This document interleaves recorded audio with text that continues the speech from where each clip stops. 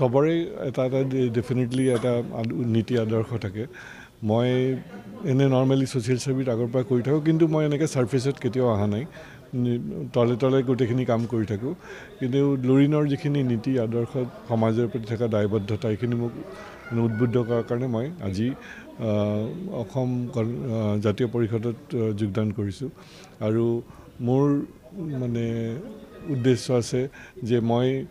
জাতীয় পৰিষদৰ মাজত এটা প্লেটফৰ্ম এটা পাইছোঁ এই ডাঙৰ প্লেটফৰ্ম এটা পাই মই মানে সমাজক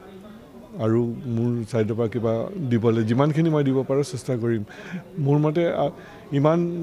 ইমান বছৰলৈকে মানে সৰুৰ পৰা মই ডাঙৰ হ'লোঁ সমাজে মোক বহুত দিলে সন্মান দিলে এইটো দিলে এইখিনি আজি সময় হৈছে যাতে মই এইখিনি উভতাই দিব পাৰোঁ সমাজৰ কাৰণে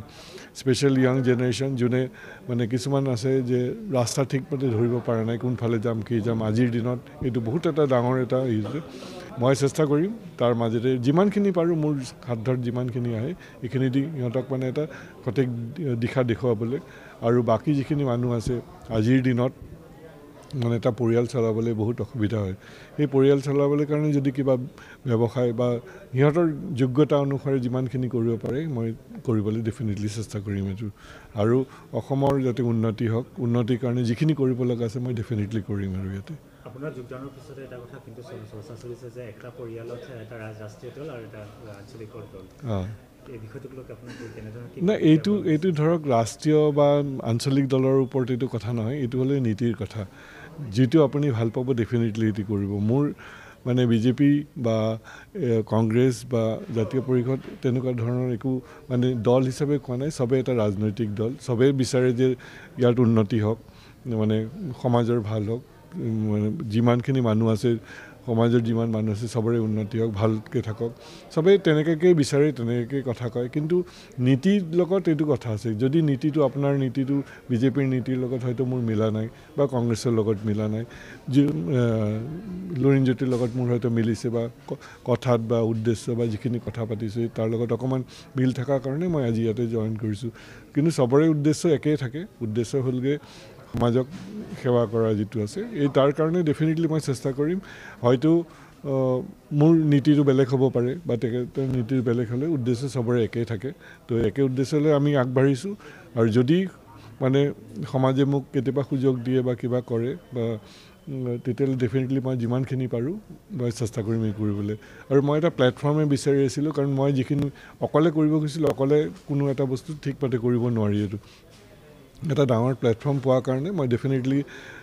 এইটো আহিছোঁ জইন কৰিছোঁ আৰু এই প্লেটফৰ্মৰ মাজেদি গোটেই অসমবাসী ৰাইজক স্পেচিয়েলি ডিব্ৰুগড়ৰবাসী ৰাইজক মই মোৰ যিমানখিনি পাৰোঁ দিবলৈ চেষ্টা কৰিম থেংক ইউ আজি মৈনাক পাত্ৰ ডাঙৰীয়াৰ নেতৃত্বত ডিব্ৰুগড়ত এটা ডাঙৰ দলে যোগদান কৰিছে অসম জাতীয় পৰিষদৰ নীতি আৰু আদৰ্শৰ প্ৰতি আকৰ্ষিত হয় মৈনাক পাত্ৰ ডাঙৰীয়া এটা সময়ত IOCLৰ মহাপ্ৰবন্ধক আছিল জেনেৰেল মেনেজাৰ আছিল আৰু বিশেষকৈ বহুত সামাজিক কাম কাজৰ লগত জড়িত আৰু তেখেতৰ লগত আজি আৰু বহু বাংলাভাষী অসমীয়া মানুহ আৰু হিন্দীভাষী মানুহো আমাৰ দলত যোগদান কৰিছে শেহতীয়াকৈ যি বিজেপি দলে মানুহৰ ওপৰত অন্যায় অত্যাচাৰ চলাই আহিছে কৰ কাটলৰ বোজা জাপি দি সাধাৰণ জনতাক যি ধৰণে সৰ্বশ্ৰান্ত কৰিছে সেই সকলো কথা উপলব্ধি কৰি যে বিভাজনৰ সংকীৰ্ণতা ভেদাভেদৰ ৰাজনীতি গঢ়ি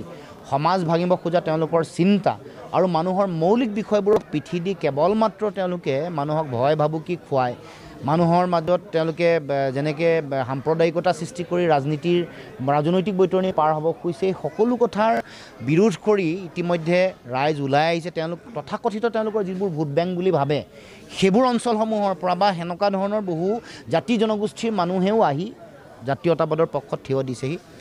আপোনালোকে সকলোৱে জানে যে মৈনাক পাত্ৰ ডাঙৰীয়া আমাৰ ডিব্ৰুগড়ৰ যিগৰাকী মেয়ৰ তেওঁৰ জ্যেষ্ঠ ভাতৃ গতিকে তেখেতসকলৰ বিজেপি দলৰ কৰ্মকাণ্ড বা তেওঁলোকৰ চিন্তা আৰু যিবোৰ তেওঁলোকৰ সাম্প্ৰদায়িক ৰাজনীতি এইবোৰত অতিষ্ঠ হৈ বহু বিজেপিৰ কৰ্মকৰ্তা বহু বিজেপি দলৰ পৰিয়ালৰ মানুহ বা আন বিভিন্ন পৰ্যায়ৰ তেওঁলোকৰ বিভিন্ন অঞ্চলৰ মানুহ আহি আমাৰ দলত চামিল হৈছে আমি সদায় কৈ আহিছোঁ আমি ইনক্লুচিভ জাতীয়তাবাদ সকলো জাতি জনগোষ্ঠী ভাষা ভাষী ধৰ্মাৱলম্বী লোকক একত্ৰিত কৰি আমি আমাৰ ৰাজনৈতিক যিটো দৰ্শন যিটো আদৰ্শ এইটো আগবঢ়াই লৈ যাব খোজোঁ আজি প্ৰায় তেখেতৰ নেতৃত্বত 200-300 মানুহে আজি যোগদান কৰিছে